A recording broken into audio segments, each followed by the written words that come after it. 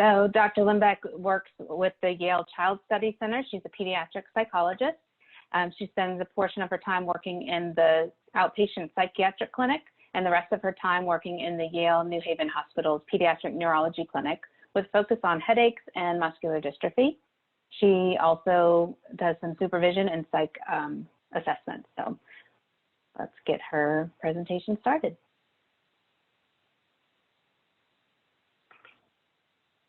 Hello, everybody. Thank you so much for having me today. My name is Paige Lembeck. I'm a pediatric psychologist. I work with numerous boys and young men who have Duchenne muscular dystrophy in a clinic in New Haven. I'm employed by the Yale Child Study Center, and I'm very grateful to be a part of this series that's held by Cure Duchenne today. So thanks for joining me for my presentation, Mental Health, Living in the Now.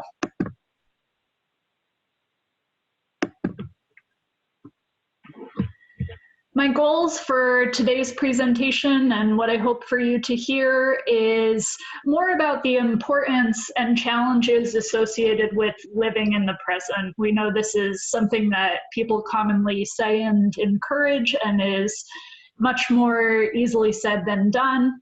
I hope to introduce you all to mindfulness strategies and think together about values-based approaches to living and some very simple gratitude practices that might be helpful. I also hope to address the role of meaning making and talk more about how that can support people with progressive diseases like Duchenne. And then, of course, I'd like to incorporate resources that are related to these topics and that you might be able to bring into your day-to-day lives. We know there's numerous reasons why it can be difficult to embrace this moment. Of course, that's a very important goal that we all hope to live by. And again, it's easier said than done.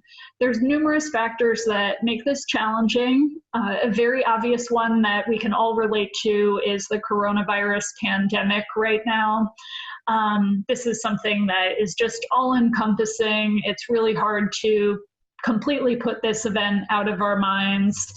And it puts all of us in emergency mode in a way that makes it hard to slow down and take care of ourselves.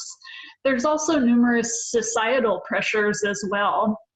People are extremely busy in general, living at home now. People are also having to juggle things like school and work on top of being with family and addressing medical needs. And it almost seems to be a point of pride or self-importance for people to be busy. Our society just values that. It almost feels like a contest sometimes, like, oh, I'm so busy, I need to be productive. So that's another part that just makes it hard to slow down and appreciate the day-to-day moments. And then, of course, having Duchenne brings into the picture this necessity to take care of physical health and medical needs. And on top of that, we are innately programmed to have physical responses to stress. So this relates to our fight or flight modes, going full speed ahead and really making it challenging to slow down our bodies as well as our minds. I like to show this Maslow's hierarchy of needs because it shows that at the basic level, of course, we need to take care of things like our health and access to food and shelter. Then we need, of course, to connect with other people and achieve a sense of love and belonging. And then at the higher levels, that's where we really emphasize the importance of taking care of our mental health and becoming the people who we want to be. So I think today's topic relates well to this hierarchy, and I'll definitely be focusing on some of those higher tiers that are shown on this triangle here. It goes without saying that having Duchenne can bring about some very unique losses, some of which are associated with end of life and other types of loss along the way. For boys and young men with Duchenne, these losses can be sort of cyclical and can happen over and over again throughout the lifespan. And this is just because the disease progresses and people grow up. So there's things that might relate to a loss of physical abilities, like loss of ability to walk, loss of independence as the Duchenne progresses, and it just makes it very challenging to feel like things are not being lost along the way. I have a small citation at the bottom because these authors interviewed 9 young men with Duchenne, and they found a very strong theme of longing among these boys who were between 12 and 17 years old. So there was this common string that there's a very strong desire for things that are not within reach anymore because of Duchenne. So these might be lost friendships or relationships, a true feeling of isolation there, maybe some missed activities. A young man gave an example of not being able to ride a bike with his friends anymore. And then this loss of being able to be seen as a person for who they are instead of just a label, like somebody with a disability or a person with Duchenne. So these young men were really yearning to be seen, understandably, beyond just their disease, but as an individual person, just like anybody else who would be healthy. So I share this slide and this information because it really underscores the importance of all of us who are affected by Duchenne to protect our mental health and find ways to still appreciate life even in the face of these challenges. I'd also like to mention a concept called anticipatory grief that some of you might have heard of before. This is not only going through the stages of grief, but also experiencing grief even before it occurs. So the dictionary definition of this is experiencing grief in response to an impending loss or death, so something that's coming. It doesn't actually have to be loss of life. It can be expecting other types of losses. So with Duchenne, there can be a lot of anticipation of, I can do this now, or I'm able to access this part of my life right now, but that might not be possible for a long time. And then on top of it, with COVID going on, a lot of our young people and children and adolescents are expecting the loss of things that haven't even happened yet. So when we have anticipatory grief, we're in limbo a little, and it's easy to become restless, and it's hard to really achieve a sense of peace and positivity because we're expecting these things to happen and we're preparing ourselves for the losses that are still to come. I know that some of that information can land a bit heavily, so I want to switch quickly to talking about strategies and ways of thinking that can be supportive, not only to patients with Duchenne, but to their families and friends and other aspects of their support team. The term mindfulness is a very popular concept right now. In the field of psychology, this is really being appreciated as sort of a third wave of treatment that has helped a lot of people. And it distinguishes between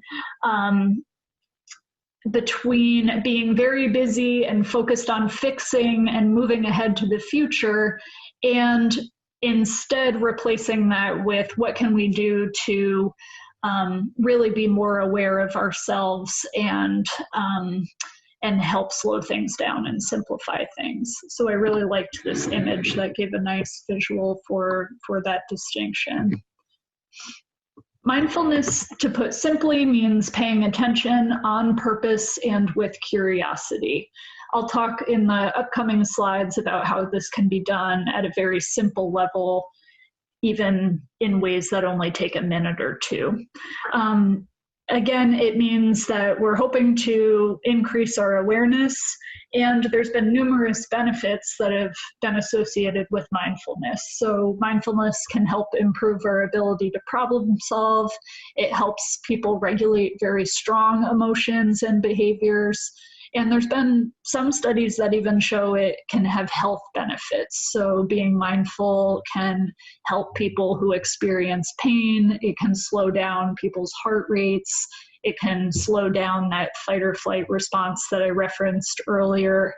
And it just makes us more effective human beings in general. So rather than having to simply act and respond in sort of a knee-jerk way, we have an opportunity to really be more mindful and intentional about how we live our lives.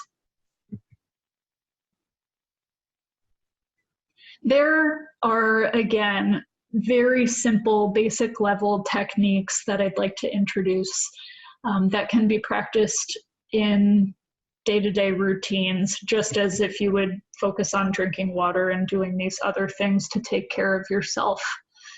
So there's a acronym called BOLD that I pulled and borrowed from a manual for adolescents who are trying to learn mindfulness skills. This is a really easy one to remember.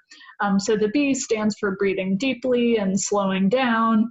O is for observing what's going on. L is for listening to your values. And then D is deciding on a course of action and actually trying that out. So these things, I mean, this explanation speaks to itself a little bit, but the distinction is, rather than just breathing normally to relax, we really are paying attention to every aspect of our breath. We are paying attention to what our thoughts are doing, not critically, not in a way of like, oh gosh, I'm getting distracted again, but just to sort of follow our thoughts and our breath with curiosity and without judgment. That would be observing what's happening around you. So anybody can use this technique. People with Duchenne can, family members can along with them. But just observing your thoughts and your body reactions, even what's happening around you and what you're responding to in these moments. Listening to your values, I'll certainly talk a little bit more about values, but that's the part where you're considering what's important to you. And then the final step, again, is taking a course of action that is consistent with those values. So if somebody says, I really value being creative, you would slow down and make a decision that follows that drive to be creative in some way. So that might mean pursuing an art class, or it might mean I'm going to do something in this moment that shows my creativity. So I review these steps because this acronym BOLD can be done anywhere. I've seen some other acronyms as well. I think one of them is called RAIN that's available online, and it just quickly outlines some of these simple mindfulness techniques. These are other questions that can be asked or other ways to make a mindfulness experience a little more rich and effective. So if you find yourself getting very anxious, for example, or if you find yourself feeling very sad about something like a prognosis or a medical update or anything else in life, really, it doesn't have to be Duchenne related. First, we want to just slow down and sort of ask yourself a little more about what's happening. So even basic questions like, what am I feeling right now? And what is my heart doing? What's going through my mind? Those basic questions can help center ourselves. And then label what's happening without judgment. We are very quick to judge as human beings. It's easy to put an expectation on ourselves to change something. It's easy to be like, oh, I should have done this, or I can't believe that person did that. We're just stating facts here. And you can do that privately. You don't have to write this down, or you don't have to talk out loud about it if you don't want to. So an example would be, I'm feeling very angry, or my breath is a lot faster than it normally is. You're just stating a fact. There's no judgment behind it. And then once we have an awareness of that, the trick is really to lean into that feeling and embrace it. This is much different than how humans typically react. Our go-to is usually to get the heck away from the thing that's making us distressed. This can be in a literal sense where people leave a situation, or it can be a little more defensive and avoidant, like not wanting to talk about something or pushing the thoughts away. We're trying to do the opposite here. We're trying to consider it again with curiosity and just sit with it. So a lot of therapists will say we need to learn to tolerate some distress, or we need to sit with those big emotions. And then we can make a thoughtful decision about what happens after that once we've sat with it for a while. Some of you might have heard about this individual. Her name's Dr. Laurie Santos.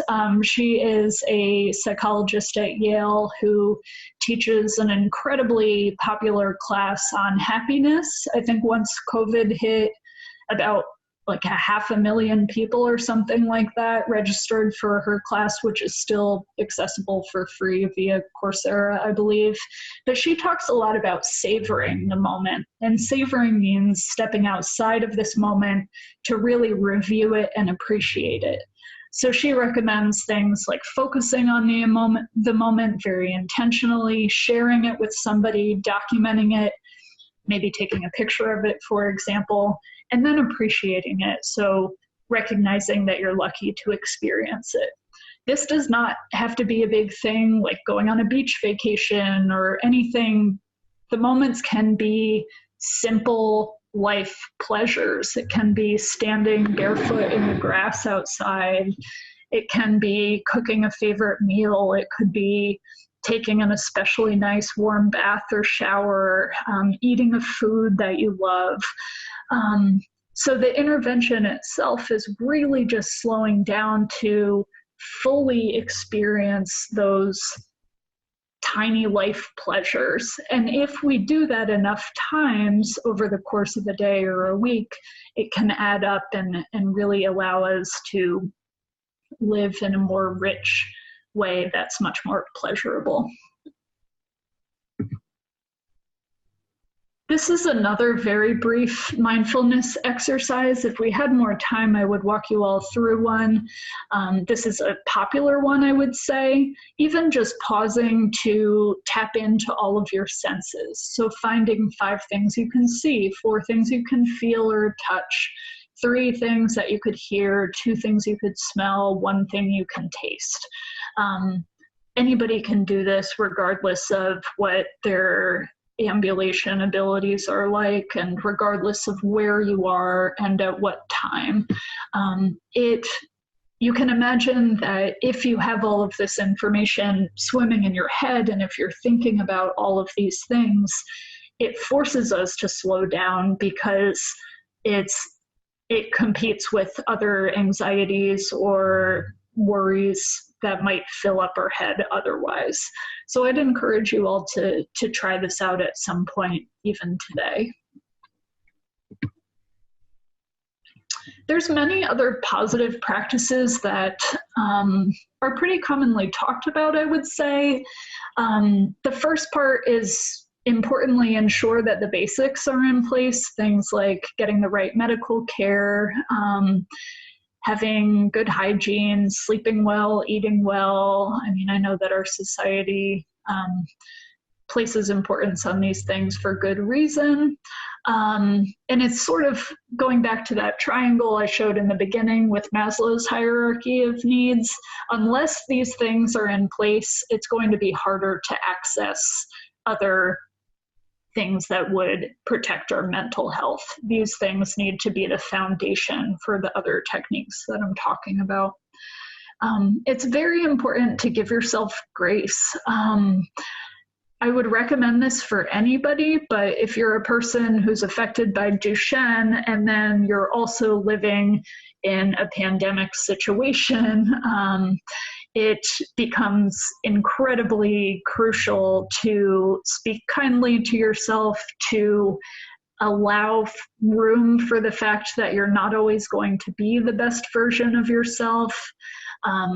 Well, a lot of people have the tendency to really beat themselves up in those moments. And instead, it's important to learn to speak kindly to yourself, almost as if you would to a friend. So if you messed up and a very trusted individual in your life were to speak to you about what happened, you would want to have that same tone and that same kindness towards your own self. And this is a way of really being self-compassionate. I'd also recommend just regular self-care and pleasant activity scheduling. I've talked in some of my other Cure Duchenne presentations about pleasant activity scheduling. This means intentionally doing things that give you pleasure and that bring you joy in life. So if we think about our day-to-day calendar, of course you have medical appointments, maybe school or work obligations, and things that you have to do, like mealtime, there might be family-related events.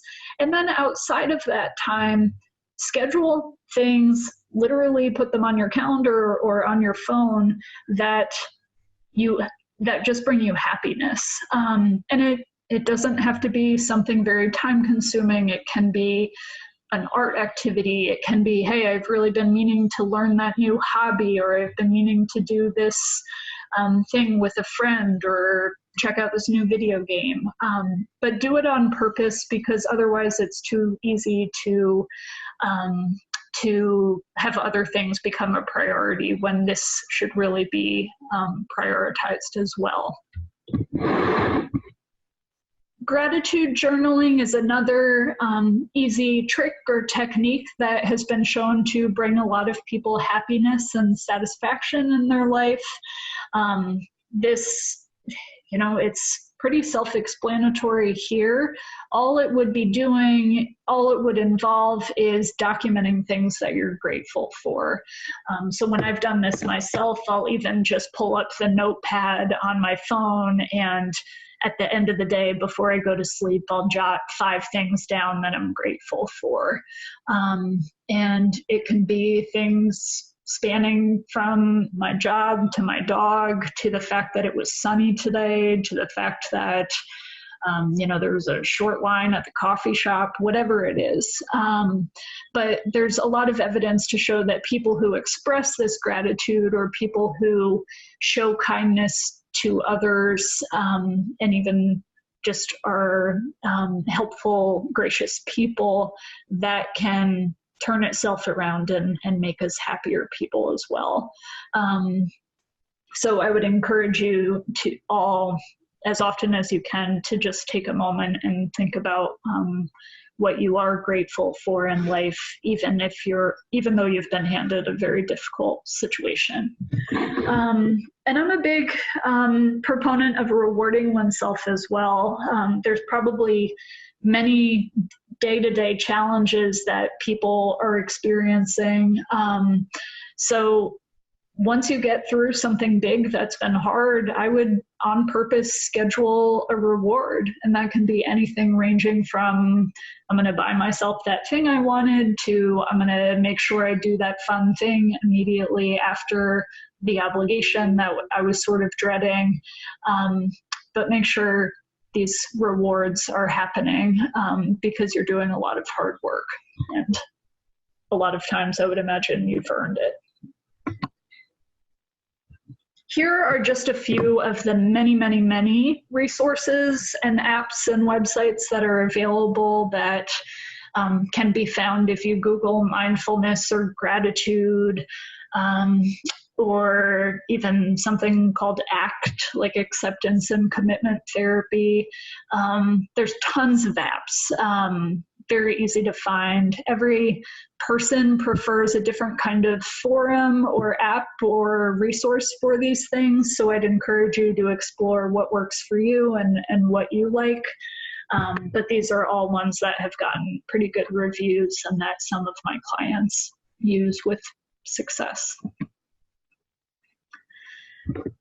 I want to speak more to the values-based approaches and living with intention. As I referenced earlier, we know that if we figure out what's important to us in life, and not just things that you sort of care about, but the things that are truly vital to you in your life, if we figure out what those are, then it can serve as a roadmap to how you want to live moving forward. And it's an initial step to break that value down into behaviors that you can actually do. So this strategy does take some thinking. It does, if you want, involve a little more communication with other people. But it's a nice opportunity to learn about yourself so you can figure out how you want to live your life. And I like this question of how do you want to be described and remembered? For every single individual, there is a limit for how long we're going to live. So I'd encourage you to think about what do you want that to consist of, even if there's limitations on your plate. That, again, can just be a guide for what you want to do with the time that you have, regardless of how long that is.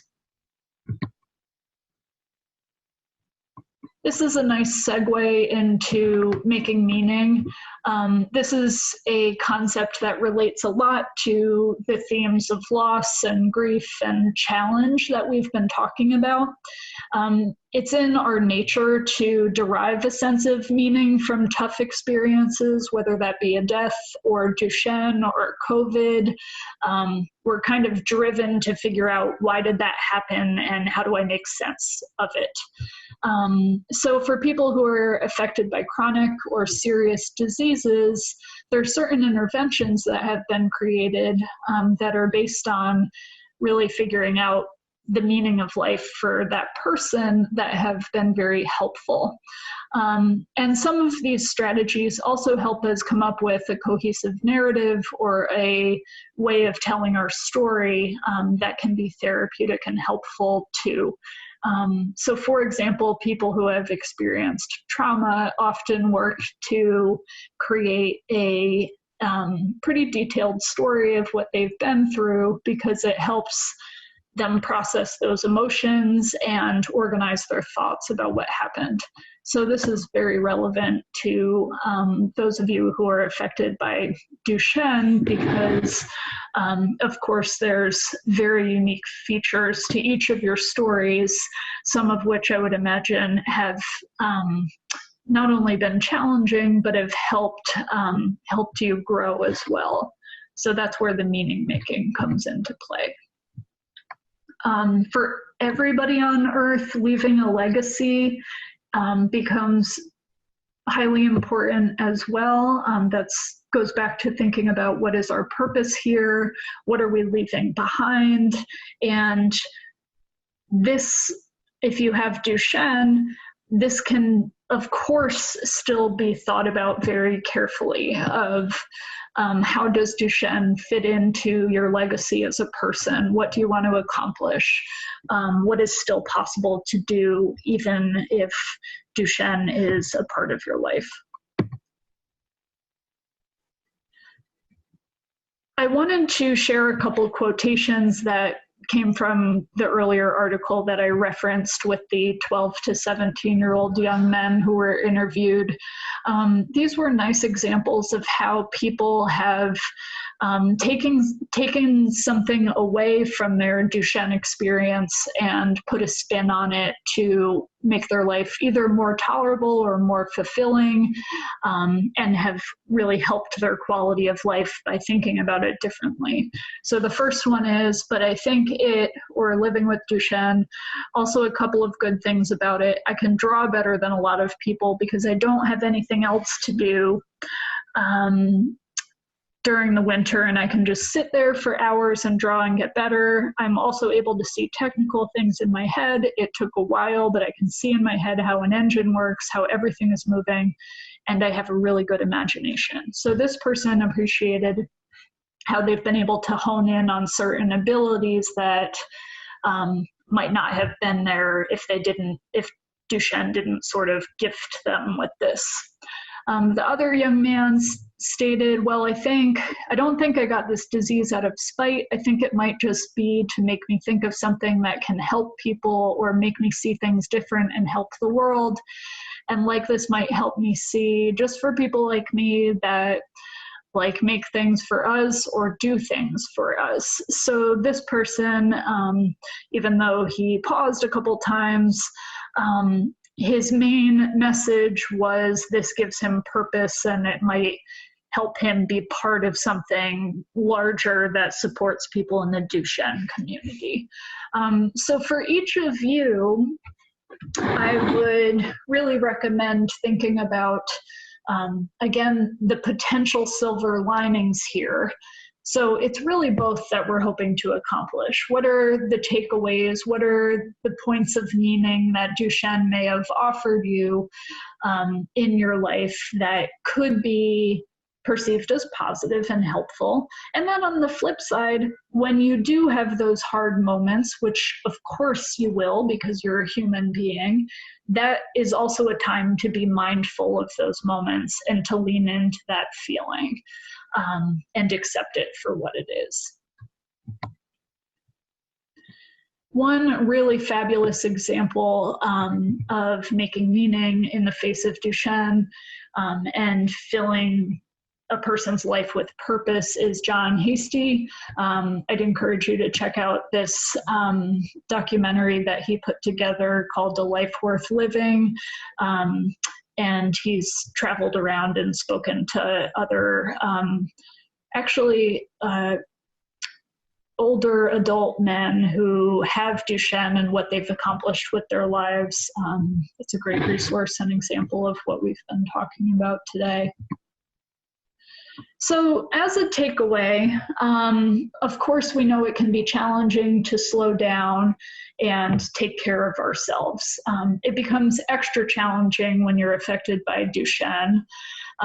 And there's the complicated factor of COVID on top of that now. But as I hope I communicated today, there are strategies that can be done in just a couple moments that include some reflective thinking and goal setting. And these things can help build resilience, and they're very doable and can be done pretty much anywhere, regardless of ability level.